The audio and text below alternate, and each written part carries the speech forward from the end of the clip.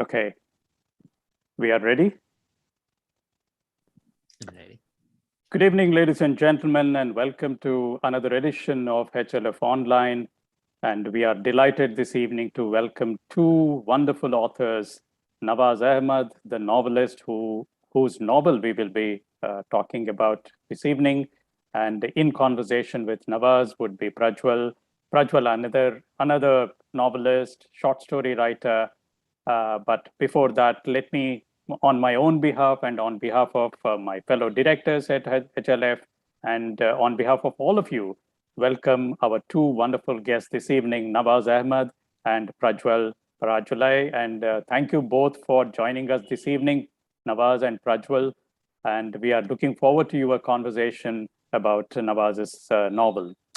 Ladies and gentlemen, I'm sure all of you have received our email invite, which had a very quick summary of the novel and also brief bios of both Nawaaz and Prajwal. I'll just take a minute or so to quickly remind you of the book and the author and the moderator for this evening. Friends, this evening we have Nawaaz Ahmed, who has come out with a wonderful novel, the Radiant Fugitives, and this is the novel that we are going to talk about this evening. And for those of you who haven't had the time to or the opportunity to go through our email, let me introduce Nawaaz to you. Nawaaz this is Nawaaz's first novel, but what a remarkably sure-footed debut this is. And as probably you are already aware, it has been making a lot of news everywhere, both here as well as in the US. And Nawaaz, originally from Tamil Nadu, now lives in Brooklyn. And Nawaaz, before turning writer, Nawaaz was a computer programmer, and he was working for Yahoo. And so there is still hope for all you techies out there that you can still become a writer. So there is hope for you. And this novel, ladies and gentlemen, Radiant Fugitives, is set in the Obama era America. And this is a novel that deals with a family, originally Indian origin, Muslim family in the US, and their struggles to come to terms with their own past, and their struggles are in a way juxtaposed with the struggles of a nation that is also grappling with similar issues of inclusiveness, forgiveness, and acceptance. So this is and of course, what is remarkable about the novel is the quotations from the Quran, from literary figures. You have Wordsworth and so on. And Nawaaz weaves both the family story as well as the story of the nation coming to terms with their own past and with their own present. And I won't hold you back from the conversation. And we are thankful to Prajwal for agreeing to be in conversation with Nawaaz this evening. Prajwal himself is a well-known writer. He's a short story writer. I mean, his collection, The Gurkha's Daughter, was a bestseller, and he also has a novel. And Nawaaz lives in Brooklyn, USA, and Prajwal lives in Paris. So we have the moderator from Paris and the writer from Brooklyn, New York, and we are here at Hyderabad Literary Festival. What a wonderfully global situation we have, and that is also partly a theme of Nawaaz's novel. The movement from place to place and so on. So, ladies and gentlemen, once again, on all our behalf, I welcome both Nawaaz and Prajwal and hand over the session to Prajwal to continue the conversation for the next 45 minutes or so. And I'll come back to the session about 45 minutes from now with audience questions. So with these few words, may I now request Prajwal to take over and continue the conversation with Nawaaz. And once again, thank you both for joining us this evening. Thank you, Doctor. It's a pleasure to be here. I've been traveling for the past several months with a backpack that is 10 kilos heavy.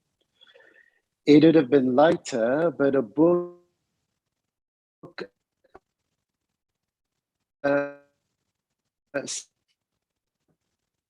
one had something likely left on the or swapped library that I like revisiting for words that sing and for the wisdom at space. Nawaaz, Radiant Fugitives, is a multi-generational family saga that explores the relationship, especially between two sisters with differing worldviews. But the book is so much more than that. It's a commentary on politics, on sexuality, race, poetry, death, religion, mysticism, and so on and so forth. Ladies and gentlemen, you are in treat now because joining me will be Nawaaz Ahmed all the way from Brooklyn. Nawaaz, welcome to the Hyderabad Literary Festival. Hi, thank you, Prajwal. Thank you for that introduction. And thank you for talking to me about the book. I'm so thrilled to be here finally, because this book has taken me 10 years to write. And so I'm finally glad to be sharing it. And even holding this copy has taken me a few months to get to me because it was lost in transit, I think. And so I'm finally thrilled to be holding this beautiful Indian edition of the book in my hands. And thank you to Hyderabad Lit Fest for inviting me for this session. Excellent. I have a copy too. It occupies a tenth of the space in my backpack, which is all the luggage that I travel with. Hey, so fantastic reviews everywhere, Nawaaz. Fawning profile of you in The Atlantic, starred reviews in the Publishers Weekly, in Booklist, a substantial space in the New York Times, and we in India talk every year about that one novel, that one Indian novel that captures the imagination of the world. And for 2021, that has been Radiant Fugitives. Congratulations, but I am very curious to know where it all began. As your introduction said, you have been a tech guy. You went to one of the IITs and then got your PhD in computers? Computer science, yes. Computer science. And so let's rewind many years and talk about how your interest in writing started. Ooh, I mean, if we have to look at that, I think the earliest was in my first standard, when there was this poem about the moon that we were supposed to memorize. And I remember taking that poem, and the moon looks through the windows and smiles on everybody sleeping. And I remember taking that poem, this was the first standard, and rewriting it so that it was the teachers looking in through the windows during afternoon naps. We were forced to have these naps in first standard, and how they smiled on us and how we were pretending to sleep. And I think that is my first memory of writing something that the teachers were thrilled with, and they read to the class, and I showed it to everybody. And even then it felt like being a writer, some joy, even though it was mostly just transposing something that was already written into that. And I think I may have done that with my current book too, in a little way. Like borrowing from Keats and Wordsworth and the Quran and all the rest to create hopefully something new. So that was my earliest memory of writing. And since then, I think I have always wanted to write, but I was also good at math and science. And honestly, in India, I just did not see a path to being a writer. And I felt like in order to write, I needed to somehow get away from home or to do these other things. And so I chose the path of going to IIT and then to Cornell University in order to give myself some ways to explore. And I wish it were easier, but this is the 1990s, which it still felt like writing was not a career that middle class India would actually say, yes, go do it. So I did that. At Cornell, I took some poetry lessons, but there I was also interested in modern dance.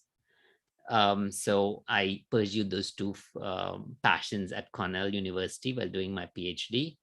And then I worked for several years at Yahoo, trying to be a dancer on the side and trying to write small things on the side as well.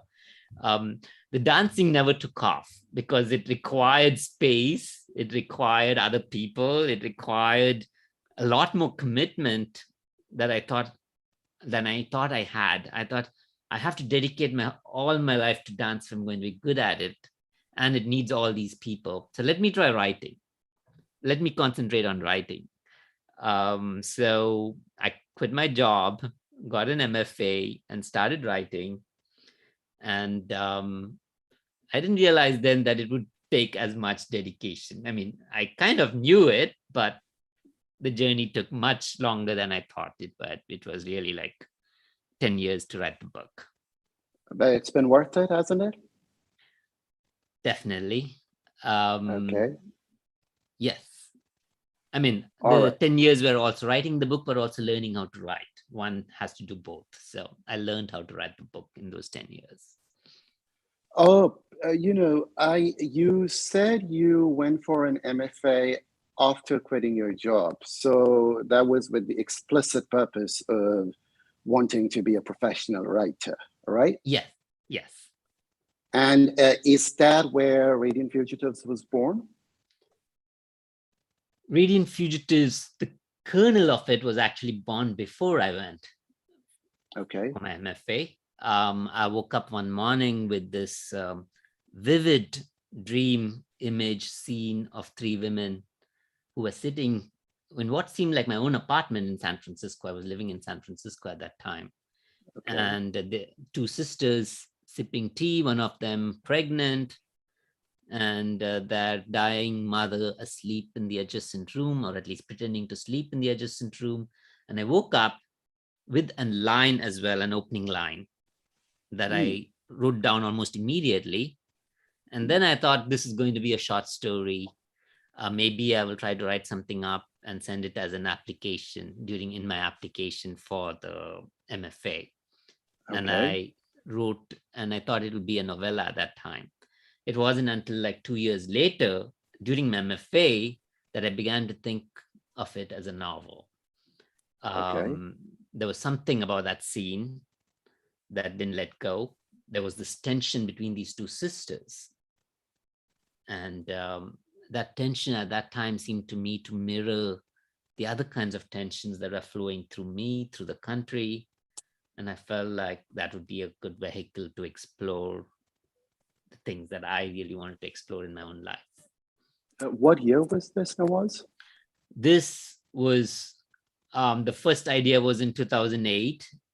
Okay. And the novel started in 2010. And 2008 was also the time when Obama was elected.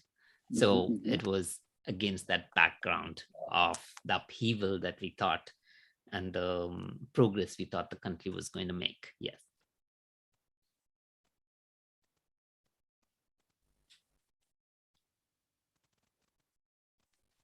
All right. I think we got disconnected for a bit. I've been very curious, Nawaaz, about your choice of the narrator in the book. I was a little thrown off by an unborn baby starting the book. You quickly get used to it, you get charmed by it as you progress. And was this your intention from the very beginning to have a rather unusual narrative for a book? Could you talk a little bit about that? The narrators, yes, you're right. It's a newborn baby. I mean, Seema, as I said, the scene that I came up with had this pregnant woman who was going to give birth, and that was what I started. And I felt when I started the novel, I found that I was not able to write it. It was getting stuck. I tried to think about why I was getting stuck. And the most important reason seemed to be that I was too close to the characters, that I knew that I wanted to be in the minds of these three characters, but I was so close to them when I was writing just from the third person, like in their heads, that I didn't find myself being able to step back and see how these people connected with each other, or even to allow myself some space and some distance to develop empathy for these characters. I felt like when I was in them, I was judging each one of them. So I felt like I needed a narrator who would allow me to step back and to accept these characters for who they were, without trying to judge them, without trying to push them in various directions, but just let them be.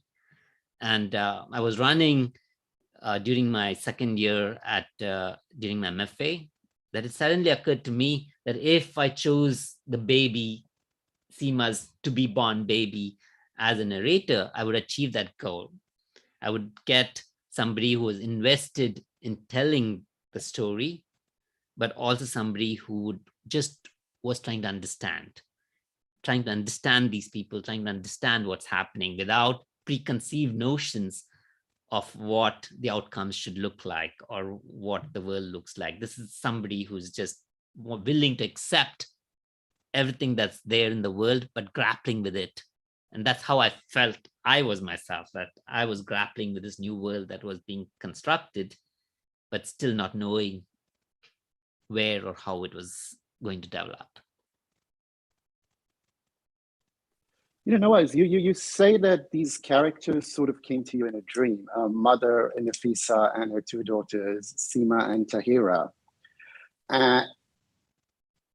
Before you started writing the book, were these full-formed characters, or did they sprout wings of their own and end up doing things you had no intention of their doing? Could you tell us a bit about how the characters came about and how they became the people that they spoke? Yeah, I mean, my initial version of them, as I mentioned, were just sketches. Seema is pregnant, Tahara is very religious, and the mother is dying. That was my very basic sketch that I had. So everything else was a process of exploration and discovery. Like, why is there so much tension in the family? How did Seema come to be pregnant? Even that was a question, because when I decided at some point that I wanted to write a novel, it also became clear to me that I wanted to write a novel that had queer characters in it. And I felt like, okay, Seema is queer. That felt to me the right decision to make, because I felt like, why add to more straight characters? I mean, my world is queer. I'm gay, and it was very interesting to me to explore that aspect in literature, of which there is so little. And I did not feel like I wanted to write a straight character, a main character. So then the question is like, how you have to have this journey of what happened to Seema, what happened to her family, why was there so much tension, what are these divisions in the family, Why is Nafisa now trying to reconcile the daughters? So there were all these questions that are mysteries like I had set up for myself from this initial premise.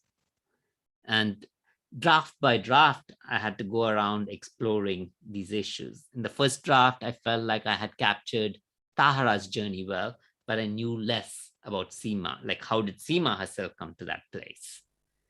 And that took another draft of saying, okay, Seema, I know in my first draft, I just mentioned her as maybe a political activist because I'm interested in that political moment. And then I had to actually go through and flesh that arc of Seema. Like, if she is a political activist, then what is the arc? What campaigns did she take part in? And how did they affect her? And how does what's happening in the US affect her? So there were these various things that, various ways in which I had these characters interacting with the world. And I had to slowly, almost like sculpting, each time you add some clay and then you take something off. So it was a process of discovery, really, about these various characters. 10 years. Let's talk about that. It took you 10 years to finish the book. How many different avatars of the book were there? What kind of discipline did you have to employ to write this book? I mean, this is a book and a half. It's an extraordinarily well-written book. It is heartbreaking. It is, it has sentences that make you want to read and reread them. What kind of a writer are you? Do your sentences come out as chiseled and as perfect as they are on the pages here, or do you write and rewrite and rewrite? Can you walk us through your process? Okay, that's a very good question, because one of the things I'm trying to think now that the book is out is what kind of a writer am I? One answer to that is, I wouldn't say that the sentences came out chiseled exactly the way they are, but I think my first draft that I wrote had the energy and the beauty and the voice that I was looking for. There are certain things I do love in the books I read, and those are one, beautiful sentences. And I also like books that I can read out aloud. I think reading out a book aloud to me is one of the most, is the greatest pleasures, and how the sentences sound. And so while I write, I usually tend to read every sentence I write over and over again, just to hear how the sentences sound in my ears. And I usually tend to therefore not write in public, because you don't want to be in a cafe or anywhere else reading things out aloud. Yeah, sure. So reading and rereading is definitely a part of the process. As to the rest, I think what happened over the course of the 10 years is that, as I said, the first draft, I think, contained a lot of what the book is finally, but it had these very gaping holes. Okay. Like, I needed to know about these other characters. And the middle 6 years were really in filling out the story. Like, what is the story about? Why am I interested in writing it? What about America interests me at that moment? What about the political moment interested me? What about these characters fit in with that political moment? And those, I think, took me the bulk of the 6 years. And then the last 2 years of the book, we're really working on trying to get back to that first draft, to get back to that energy, that simplicity, and the pull of the first draft. Because by then the book had swollen to like twice its size almost, even bigger than what you're calling now. It is right now? Yes, almost. Oh, wow. Yes, okay. almost. with everything that I put into it. Sure. Yeah. So it took me the last two drafts to try to get back to what I had liked in the very first drafts, which was how quickly it flowed, how simple, and at least, and thank you for saying that, how beautiful the sentences sounded to me. And so the last couple of drafts were trying to get back to that. And my agents and editors did a good job in trying to make sure that the book was still readable, because it had become this big thing. And now the idea was to try to make sure that the story still remained the same. How do you take those 200,000 words and then get back to something that is this size, but still has everything in it?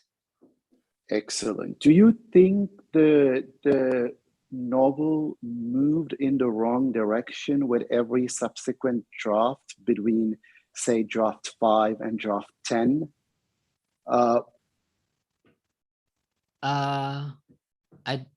No, I would say, as I said, I think it was a question really of me finding out more about the book, the things that were important to the book, and filling those holes in that I felt like the previous drafts were not quite capturing. So there was a reshaping that was going on, definitely. Like a question of expanding, here's the political moment, for example, and then writing into that moment, and then saying in the next draft, looking at that and saying, what about this actually is relevant and important and crucial to the book, and what can I just leave out? And so I think it was a question of shaping. So a third of the book, a third of, what was the book isn't in the book, right? But the echoes of it are there in the book. Okay. Like what might have been like a page might have been reduced to three lines. Sure. So they are there in the book. They're just echoes now, while previously they were like taking space and time and might have felt like digressions, but now they're like, here's, for example, I have an entire section which was like talking about I don't know if you've read, the Obama years in 2010 and 2008, on the eve of, after Obama had won, there was this Oscar Grant, who was a young Black man who was shot in a train station in Fruitvale in Oakland. And that was, in a sense, a few pages in the novel at that time, but now it's mentioned like a line, just a line, and that's all that's there. But it was important for that to be there. There's a lesson there for all of us, isn't there? Killing your darlings, getting rid of stuff you're absolutely in love with, only to later realize that, they may not add so much to the narrative after all. Yes, I would also say, but before you kill your darlings, to make sure that you go and explore them well. And yes, so not just kill your darlings. We've been talking about the musicality of your book, the lyrical dexterity of the text, but why don't we give the audience a little taste of the book? So I'd love for you to read a short extract. I love that portion, the Keats portion in the school. If you have that ready, would you be so kind as to indulge me and read that? The Keats portion in the school? Yeah. Or whatever section you've chosen. Okay. I had chosen a different section, but no. If please, let's go with what you've chosen. Okay. Yeah. The section I'd chosen was this, it is set in a school, but it's a section of Seema, who plays Anarkali in her school, and how there is one of her formative moments, because it brings forth how her crush with her first love, Reshmi, but how her grandmothers and parents look at it very differently, not knowing what's happening. So I thought I would read that. And just wanted to say it's the narrator who's is a baby, and in this particular section he's newborn and he's addressing his grandmother, talking about his mother's first crush. So grandmother, do you remember the night 16-year-old Seema played Anarkali in her class production at a girls-only convent school? The play to be performed by Seema's 11th grade is last on the program. This is the piece the audience always awaits eagerly. An annual day will stick or fade in the memory of the school based on this performance, and you and your husband are doubly keen as it was adapted from the movie by Seema herself. The movie is Mughal-e-Azam. Hidden hands pull on cords to twitch the curtains aside, and the stage is revealed. The backdrop is a landscape garden with fountains encircled by rose bushes. The lawns are bright chartreuse, the sky a fake cerulean blue. On a bench center sit two figures. In a cream and maroon sherwani is the prince, his status signaled by the gold plume pinned to his crimson turban, played by Seema's best friend, Reshmi, in make-believe sideburns and a mustache. And beside him, Seema, as an Anarkali with her head bowed, veiled in a transparent pale peach dupatta that you yourself trimmed with silver ribbon and decorated with clusters of sequins. The prince reaches to lift her veil, but is stopped by Seema's hand. Anarkali, why do you hide your light from me? He asks, his voice buckling with nervous compensation. I'm only the moon, Anarkali replies, slowly raising the veil herself. And you, grandmother, for whom Seema's beauty has become commonplace, clutch at your husband's hand, surprised by this vision Seema has transformed into, with expert application of lipstick, eyeshadow, and kohl. For an instant, you perceive the woman her 16-year-old self will become, gloriously beautiful and bold in her allure. Don't look at me this way. You're the sun. You'll burn me with the sun's burning rays. Anarkali turns away from the prince, but there's no doubt she's aware of her effect on him. Seema's voice, pitched lower than normal, burns your ears with its sultriness. The prince's hand shakes a little as he tilts Anarkali's chin towards him. This time his voice is stronger, as though taking courage from her confidence. Let Salim see in your eyes what your tongue cannot say. But really, there is nothing this Anarkali's tongue seems incapable of saying. As the play progresses, Anarkali sheds all pretense of timidity and the submissiveness of a servant girl. It's the prince who is rendered mute in Seema's adaptation, and Anarkali who rebels against Akbar's autocratic insistence on conformity to the worth he assigns his world. In fiery exchanges, a disdainful Anarkali declares herself willing to accept death to prove her love's invincibility.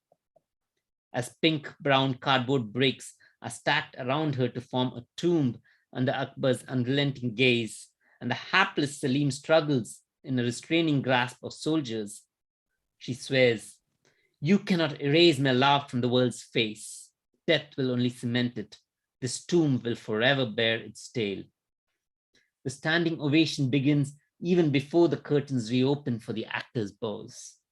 Everybody is up on their feet, including your husband. How he claps and cheers, his hands high up in the air over his head. But though you join him, you don't feel like celebrating. A new aspect of Seema has been revealed to you, a daughter older than her years, a daughter whose voice and words and poise are already signaling a departure from you, from everything you've imagined for her.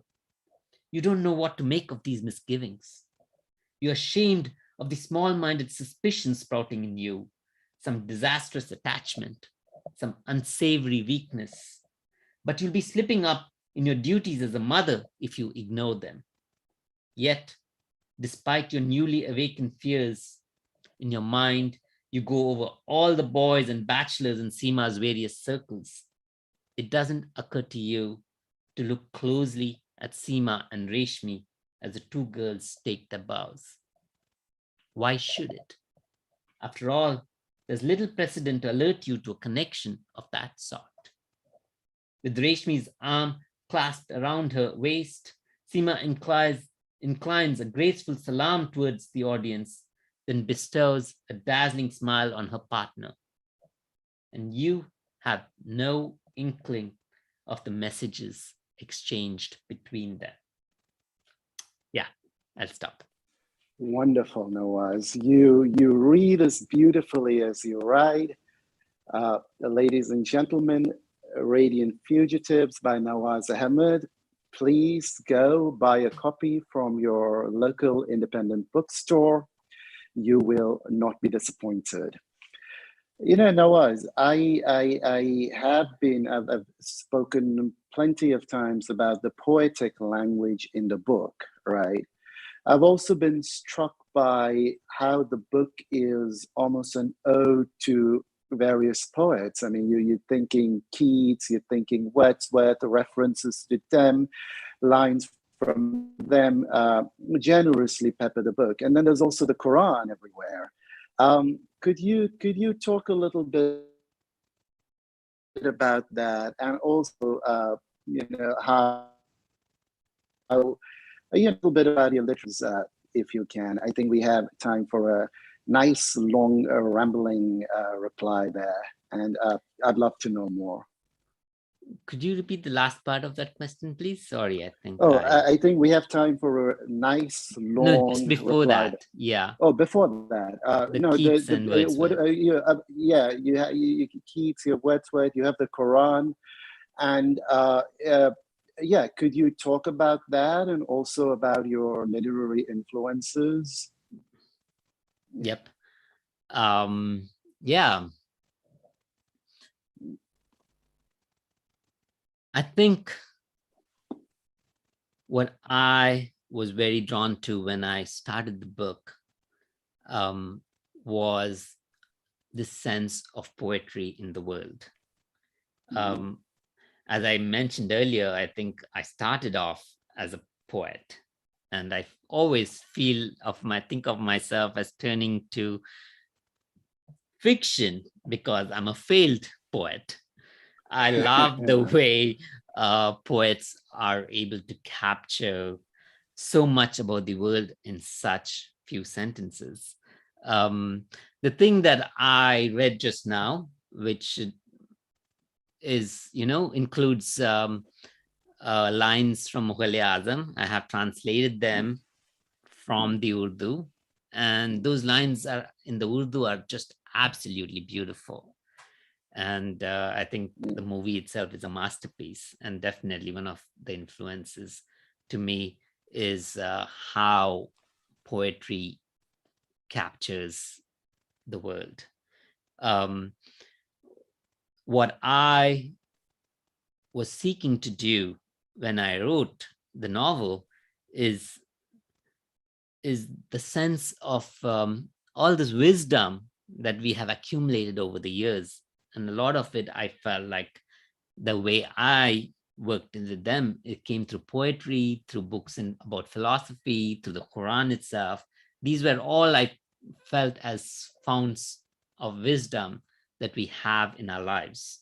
And we seek these things to bring this wisdom into our life in various ways. And apart from that, we also make them our own. We do not, for example, read Keats or Wordsworth or the Quran, or even Obama's speeches, who I think is very prophetic in his speeches. We do not read them and say, this is what they say. We read them and we bring our own baggage to them. Like, I may be going through something in my life and I seek certain parts of things. It may not be exactly what these poems say, but we take a line here, a paragraph there from various of these canonical texts, and we bring them to our life. And sometimes the meaning of these may have changed too. And I think it was how I saw the world, like how I felt these canonical texts work in the world. Obama talks about hope and change, and then we say, we bring our own meaning to hope and change. The Quran talks about certain ways of living, about heaven and earth, and we bring our meanings to that. Keats talks about ecstasy and death, and we decide on what that means to us. And so I think the meaning in our lives is pretty much generated by ourselves from these various texts. And I wanted to capture that sense of meaning making. So the baby narrator sees these various texts that are being used by these other people. Seema uses Obama's speeches. Tahara uses Keats. His grandfather Naimullah uses Wordsworth. Nafisa uses ghazals, the words of the ghazals and other things. So there are these various things that we are all using, and this baby now has to contend with all of that. And he tries to weave this kind of a worldview that includes these various influences. That, I think, was what I was trying to do. Like, how do we construct meaning in our lives? How do we use these things to try to build a worldview? And I think the baby, as I said, when he's born, he has nothing. He's just newborn, and there's this world he's accepting. And so his journey through the book is this construction of some semblance of to answer the bigger question, what is life? What are we doing on earth? What can we expect in the hereafter? Is there a hereafter? So there are big questions in the baby's mind. And the only ways he can make sense of them are through these texts, and also through what he sees about how these characters themselves are reacting to the world and what's happening. So in a sense, the baby narrator, and answering also to the previous question, is trying to answer the big question, what is life and why should we care? The influences, I think one book that gave me permission to do all these various things was War and Peace. Okay. I read Tolstoy's novel like 3 or 4 times while writing the book. His book, like mine, has a lot of short passages, short sections. His book, like mine, has essays, mini quotations from various things. He quotes pretty much a whole bunch of people from the 19th century. He concentrates a lot on the characters and what each characters are doing, but it's also uses the war itself as the backdrop. And I use, in a sense, like how I use the elections, the Obama elections, to do that. And he has Napoleon in his book. And I said, that gave me permission to put Obama in the book. Yeah. And gave me permission to put my characters, Seema, for example, on stage with Obama. Gave me permission to have Obama himself in a scene in my novel. So I think as an inspiration, I would say that I drew a lot from Tolstoy's War and Peace. But then, of course, there are a whole bunch of other novels that I was also reading at the same time. I think Virginia Woolf and her treatment of time was a big inspiration. Reluctant Fundamentalist, in the way the monologue works. I mean, it's a stunning piece of how a monologue works in drawing the reader in. And I think we have a baby trying to attempt something similar, but in a different way. So, yeah. And poetry, of course. Do you still write poetry? I have started very recently after finishing the novel. Feel like some form of it, just because I think trying to essay another novel right now or feels like something huge already. And, no, trying to essay feels like something I'm not ready for. Trying to. Yes. Yes. So poetry seems like, okay, I can write these small things and see where it goes. And there's no pressure for it to be anything other than what it is. Wow. Could you throw some light on your journey to publication and what your post-publication journey has been? Were you prepared for all this acclaim coming in from so many places? Are you happy with the way the book is doing? I know your book was published bang in the middle of the pandemic, which is the most interesting time for a book to come out. I'd love to know what all happened pre and post publication. Yeah. Okay.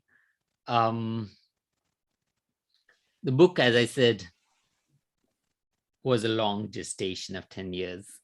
For a lot of it, it was just writing in isolation until I got my agent like 4 years ago. My agent is Anjali Singh, who I could not have asked for a better champion, because I think she got what I was doing, which was this political book written to the moment. And so I think not too many agents actually wanted to read a political book or to read a book that had politics as one of its foregrounded elements. At least that's what I found. I think American writing does tend to like its stories to be more insular and more about the characters themselves than about the country. So I felt like I had to protect that aspect of the book, the aspect that was writing about America and about the political America rather than just these characters. And my editor, Dan Smetanka at Counterpoint, was also a big champion of that. I think the middle section, for example, is completely a political journey of Seema. It's both a love story in a way of Seema's relationship with the man she marries, even though she's a lesbian, and how that comes across. But it's also a journey of her fighting for what she thinks is important. She's against the Iraq war, and then how that leads her into this activism that ends up with her campaigning for Obama. So that journey is something I felt very critical to the book. And I don't think all agents and all editors saw it that way. So it definitely was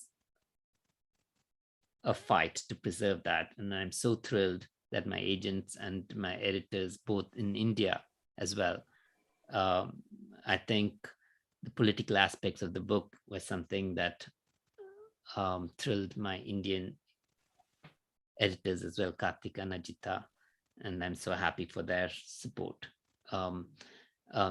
So to be sure, I was unsure about how the book is going to be received, because I did feel like there were these elements in the book that everybody could have some kind of trouble with. For example, you were unsure about the narrator, which other editors have also been unsure about. That was only in the first few pages. I know, but there in were the first few pages. editors. Yeah. Thank you for saying that. There Yeah, were other editors who did not actually like that aspect of the book. Okay.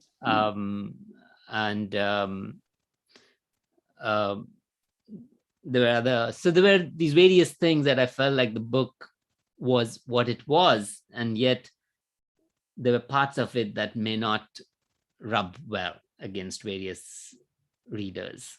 I mean, there's also a lot of sexuality, there's the Islam aspect of it. So I was unsure how the book would be received. And so I'm thrilled about all the reviews and the that have come, and definitely feel like those 10 years are worth it to hold on to what it is that you felt called upon to write. And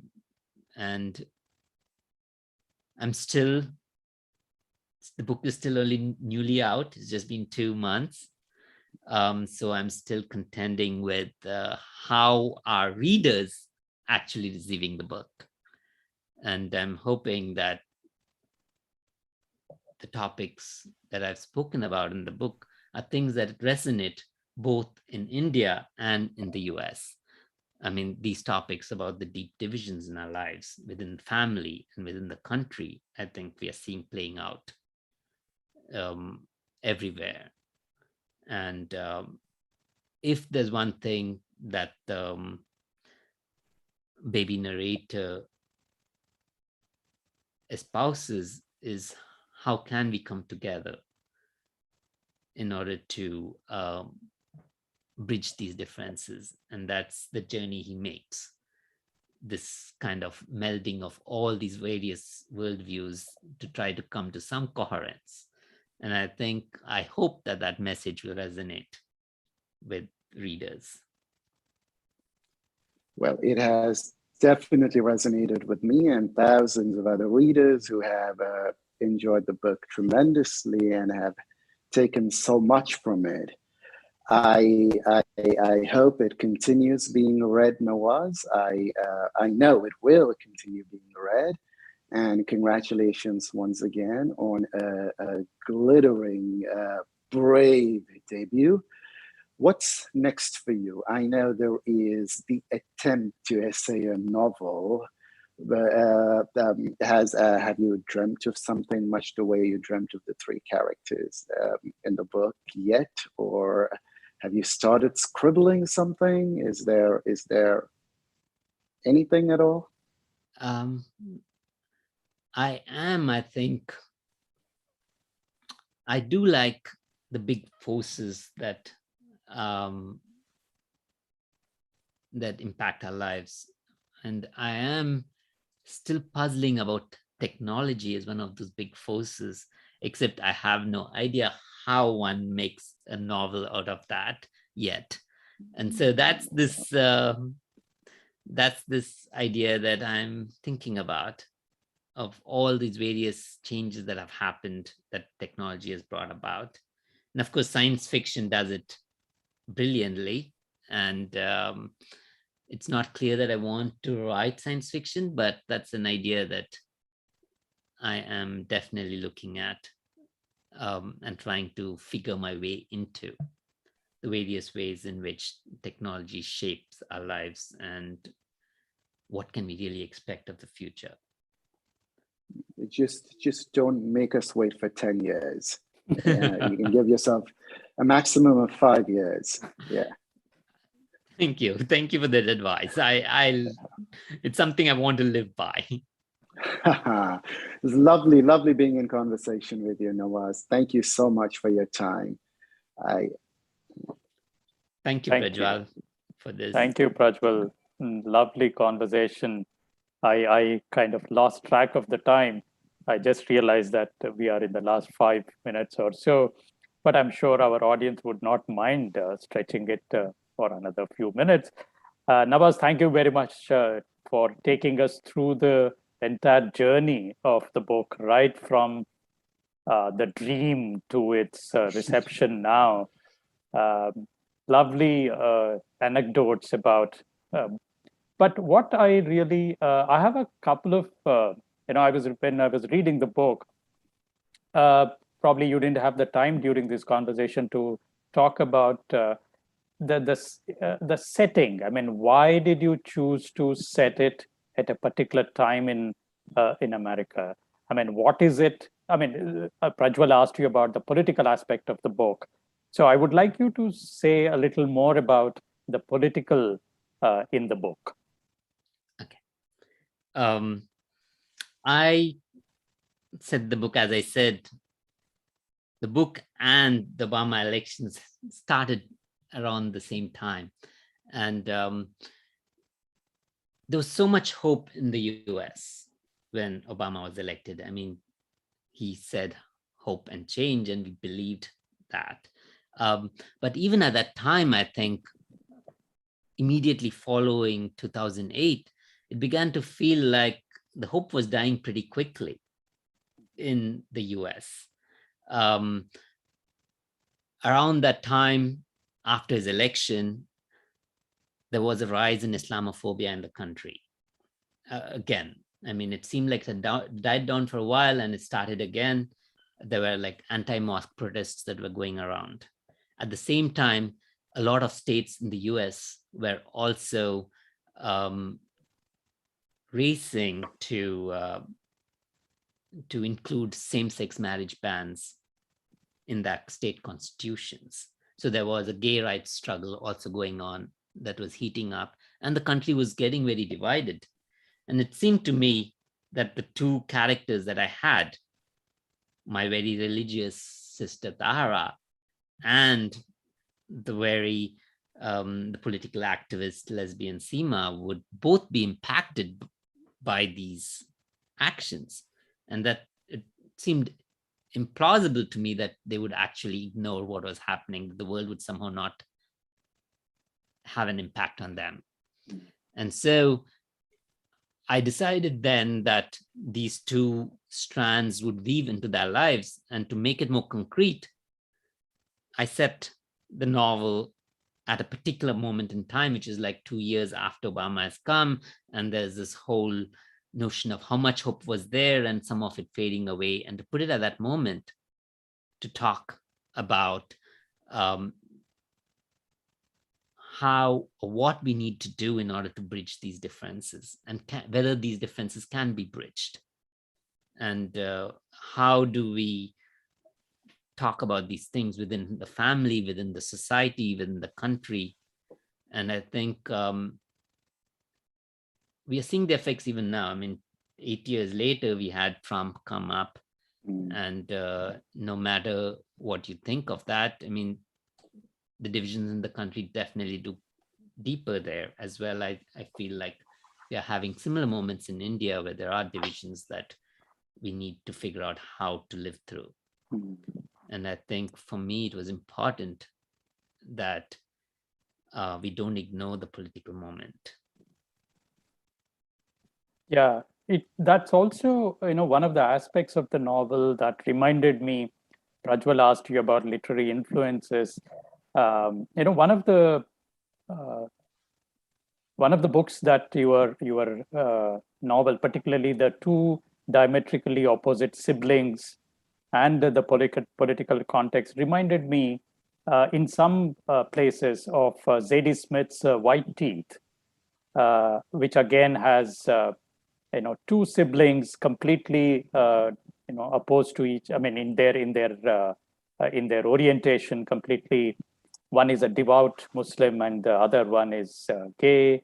So in White Teeth also you have a similar pair of siblings, and also White Teeth also takes the Thatcher era very, very important as a backdrop. So many of those reminded me of Zadie Smith's White Teeth, and so I was just wondering, whether you ever had looked at Zadie Smith's that particular book. No, I have definitely read it. But I would say, I mean, she's a brilliant writer, but I would say that I did not quite see that book in that particular way. Hmm.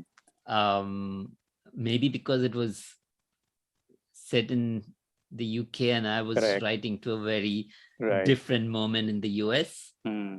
True. Yeah, thank you for bringing it up. I mean, now that you say it, it seems clear, but it wasn't in my consciousness. Yeah, obviously, everything that we read, I suppose, carries its own echoes. And what you said about your first novel taking 10 years and then chiseling it down to 1/3 of its original size. This is I lost 1/3. You but lost it's 1/3. 2/3. Yes, 2/3 of its original size. Right. And so this is I mean, this is of course nothing new, because every writer struggles with this kind of a first novel. But do you think that once this first novel is out of the way and it's like clearing the slate, do you think the next one would be much easier to negotiate? As Prajwal said, probably not even in 5 years. As they say, from your lips to God's ears. I hope that is true. Yeah. I also fear that, to me, a lot of the writing is about exploring and learning. So it's not just a journey of storytelling, but for me, it is figuring out what it is I am thinking. What is it that is important to me? And which is why I'm very wary of this technology thing, because it feels like it's diving into another field that I have to learn again a lot. I mean, I do have a technology background, but where is the world going is something that is not going to be easy to come across. So I'm very, very, very about the process of leaping into that. As Prajwal says, I don't know. I hope to figure out some other ways. Right now, my intention is to try to write something small, but right. But who knows these things? Nawaz, the Keats and Wordsworth was not a surprise for me, but honestly, the Quran was. So did it come naturally, or did you deliberately look for that particular source for your poetry? I mean, I grew up trying to studying the Quran. We studied it in Arabic. Early morning, and Ustad would come home and teach us how to read. We did not actually learn Arabic, so we could not know what it meant. But we did have how to read it and speak it. And I think, just as I said, the sound of the words are something that I carry with me still. And I still think that the Quranic recitation is absolutely beautiful, just as to hear. And there's an impact that I feel when I hear it, even if I don't understand the words. So it has been a part of my early childhood. And so with these characters, that's where they draw their strength from. With Tahara and her family, they draw their strength from Quran. And I was exploring the various ways in which it spoke to them, whether through recitation or whether through translation or reading it. And Tahara is somebody who started off with Keats and then moves on to the Quran. She has this transition of starting off with this secular romantic poet and then moving on to something that is much more religious. And so I think that transition was something I wanted to explore. Yeah. In a way, this is also related to one of the questions that we have. This is my colleague from HLF, Amita Desai, asking, could you tell us a little more about the title, which is intriguing? Radiant and Fugitives.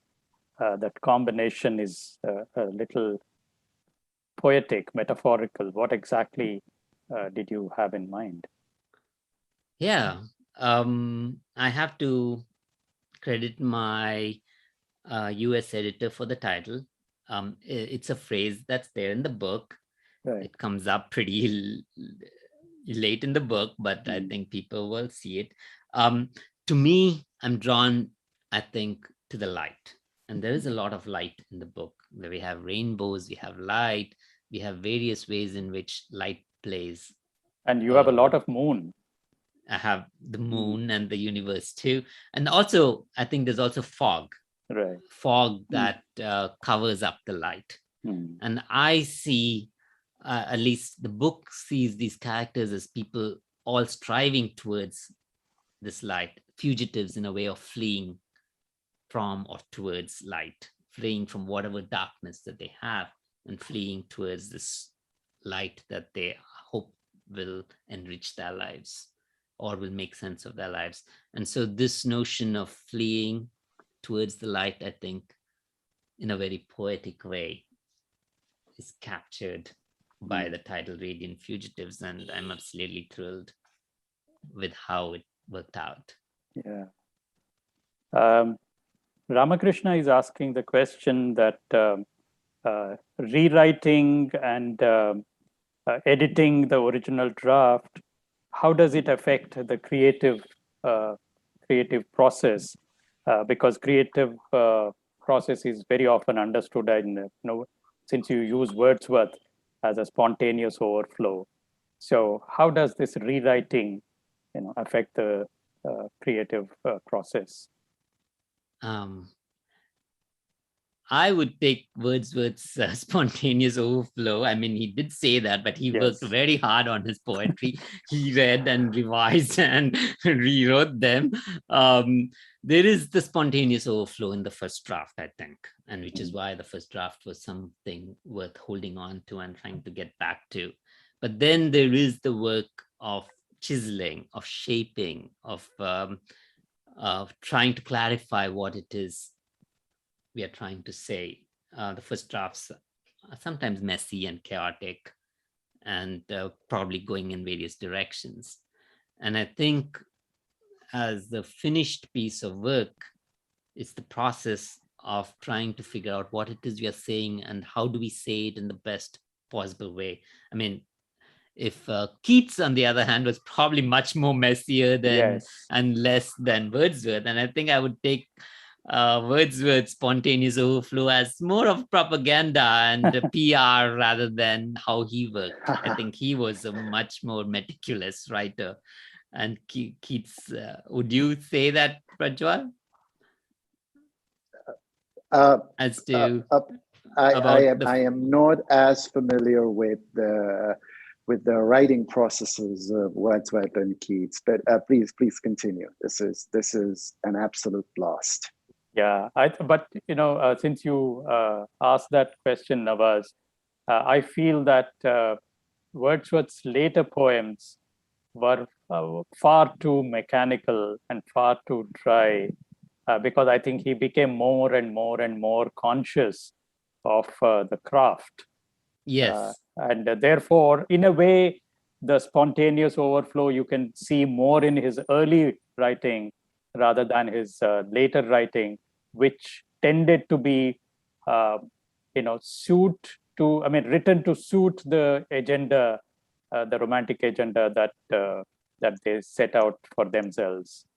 Correct. Yeah. I think so. There is that. So definitely, I think trying to balance these two, and I do agree with what you say about there are some profound things Wordsworth says in his later poems, but they also feel a little like striving towards that, while Keats seems effortless. And there is a way of trying to capture both of that. And so the middle years for me felt very Wordsworthian, and the beginning and the end felt very Keatsian. Like, here's how I created the thing, and then trying to get back to that energy. Yes. And the middle definitely felt okay. And you say you are a failed poet. This is highly poetic for a failed poet. To describe the novel, using Wordsworth and Keats, as reference points.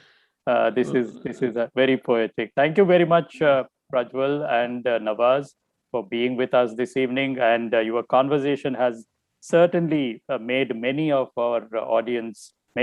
our audience, very interested in the novel, because I see there are many of them saying that the novel seems to be a colorful montage. This is Kokila Krishnan saying that the novel seems to be a colorful montage of diverse themes, including identity, religion, diaspora, liminality, politics, and so much more. And it's really, I'm looking forward to reading the novel, she says. So I think, we have in a way fulfilled our, what should I say, our mandate, that the idea here is to introduce the novel to the audience, and those who have already read the novel, they will get an insight from the author and the moderator. And for those who haven't yet read the novel, we have just whetted their curiosity. Thank you very much, Nawaz and Prajwal, for joining us this evening and sparing your time for us. And both Nawaz and Prajwal, once again, from wherever you are, stay safe. And thank you very much once again for joining us this evening. Thank you. Thank you, Hyderabad Literary Festival, and Prajwal, for this wonderful evening. Thank you. Ladies and gentlemen, with that, we come to the end of this evening's session with Nawaaz Ahmed in conversation with Prajwal. And we will see you in 2 weeks' time, as usual, at 7 p.m. 2 weeks from now. So thank you very much and take care. Good night.